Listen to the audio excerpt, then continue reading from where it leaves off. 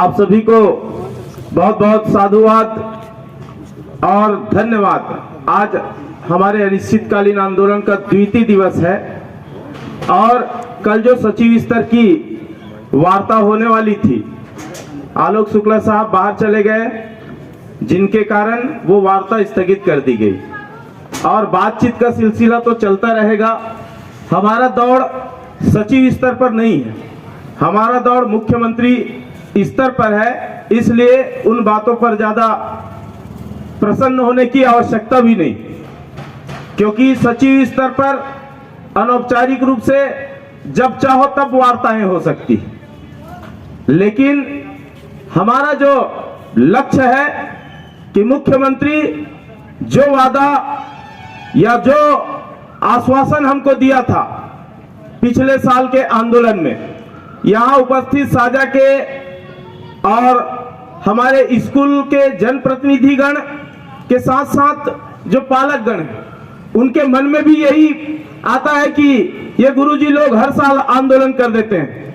तो मैं बता देना चाहूंगा इस मंच के माध्यम से कि हर बार प्रदेश की मुखिया के द्वारा लबारी मारा जाता है, झूठ बोल के आंदोलन को समाप्त कराया जाता है। इस कारण हमें विवश होना पड़ता है आंदोलन में आने के लिए। लोग समझ इनको ये दे दिया गया, वो दे दिया गया, लेकिन आम जनता ये नहीं जानते कि वो सिर्फ और सिर्फ पेपरबाजी होता है, उनके अलावा कुछ भी नहीं होता। लेकिन जनता ये समझती है कि इन लोगों को इतना मिल गया, फिर भी ये लोग आंदोलन करते हैं और ये बच्चों को छोड़कर आंदोलन स्तर पे आते हैं। इन लोगों को छुट्टी चाहिए, लेकिन एक शिक्षक की पीड़ा, एक गुरुजी की पीड़ा न पालक समझ सकता है, न जनप्रतिनिधि समझ सकता है। क्योंकि कल भी मैं बोला था, हम शासकीय स्कूल के शिक्षक हैं और शासकीय स्कूल के शिक्षक बच्चे के माता पिता की भूमिका भी निभाते हैं। आपको बता देना चाहूंगा, बच्चा का बटन टूटा हुआ है, उसको भी गुरुजी लगाते हैं। इवन परिस्थितियां ऐसी हो जाती है कि वो गंदा कपड़ा पहन के आया तो हम नए कपड़े उनको देते हैं या उस कपड़े को धुलवाते हैं। ऐसी विभिन्न परिस्थितियों में काम करने वाले हम शिक्षक हैं।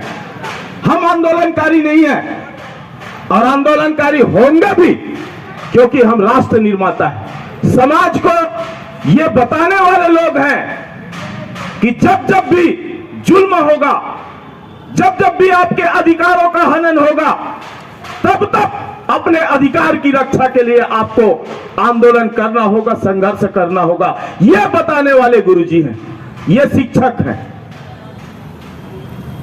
और ये चुनावी वर्ष है, 4 साल बहुत अच्छे से सम्माननीय काका महोदय आपने राज्य कर लिया है।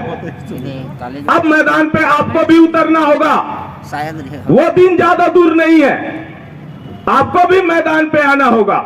अभी हम भी मैदान में हैं और कुछ महीनों के बाद आप भी मैदान पे होंगे, फिर हो जाए जोर आजमाइश। आपको बता देना चाहता हूं एक छोटा सा आंकड़ा, विधानसभा साझा में 2 विकासखंड है, धमधा विकासखंड और साझा विकासखंड, और दोनों विधानसभाओं में सहायक शिक्षकों की और प्रधान पाठकों की अगर संख्या को देखी जाए तो लगभग 1200 से 1500 प्रधान पाठक और सहायक शिक्षक हैं। और 1500 सहायक शिक्षक और प्रधान पाठक के परिवार की औसत संख्या देख ली जाए तो कम से कम में हम दो, हमारे दो में भी अगर देखते हैं तो 4 लोगों का वोट है उनके पास। तो 15 चौक 60, अर्थात 6000 वोट इन कर्मचारियों के पास है। 6000 वोट, 6000 वोट का मतलब यह होता है कि जो 12000 वोट से जीत सकता है उसको भी हम हराने की ताकत रखते हैं। हम कर्मचारी हैं। आपको बता देना चाहूंगा कि हम वो शिक्षक हैं कि भीषण कोरोना काल में भी जब लोगों से मिलने पर भी डर लगता था, ऐसी परिस्थितियों में हमने ड्यूटी किया है, हमने सेवा दिया है। गर्मियों में पिघलकर घर घर जाकर वैक्सीन लगाने का आग्रह किया है तो वो है गुरुजी लोग। जितने भी सहायक शिक्षक प्राथमिक शाला में पढ़ाने वाले शिक्षक ही हैं, हाई स्कूल और मिडिल स्कूल में पढ़ाने वाले शिक्षक नहीं है। वो जितने कार्य किए हैं वो सहायक शिक्षक ही किए हैं, प्राथमिक शाला में पढ़ाने वाले गुरुजी लोग किए हैं। और इस दौरान विडंबना देखिए, इस दौरान पूरे छत्तीसगढ़ में 3500 शिक्षक कोरोना के ड्यूटी करते करते अपनी जान गंवाए, लेकिन वह सरकार कोरोना वॉरियर्स की दर्जा देने के बजाय उनको फूटी कौड़ी नहीं दी गई, फूटी कौड़ी नहीं दी गई।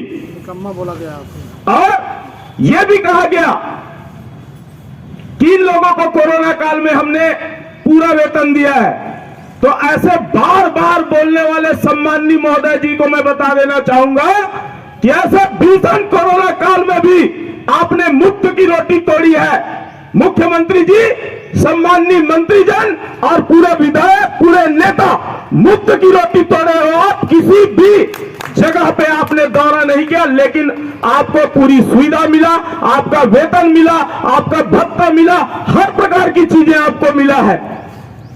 क्या आपने कभी वैक्सीन लगवाने के लिए ड्यूटी किया है? मैं पूछना चाहता हूं ऐसे बोलने वाले सम्माननीय मंत्री जी को, क्या आपने वैक्सीन लगवाने के लिए ड्यूटी किया है? नहीं। सहायक शिक्षकों ने वैक्सीन लगवाने के लिए, जन जागरण चलाने के लिए और लोगों में जन जागरूकता लाने का कार्य किया है, सहायक शिक्षकों ने किया है। उनके बाद भी लोगों में यह प्रचारित किया जाता है कि इन लोगों की मांग पूरी कर दी गई है, फिर भी ये आंदोलन में आते हैं। मैं दावे के साथ कहता हूं और चुनौती के साथ कहता हूं ऐसे कहने वाले लोगों को कि हम अपने कर्तव्य के प्रति भी निष्ठा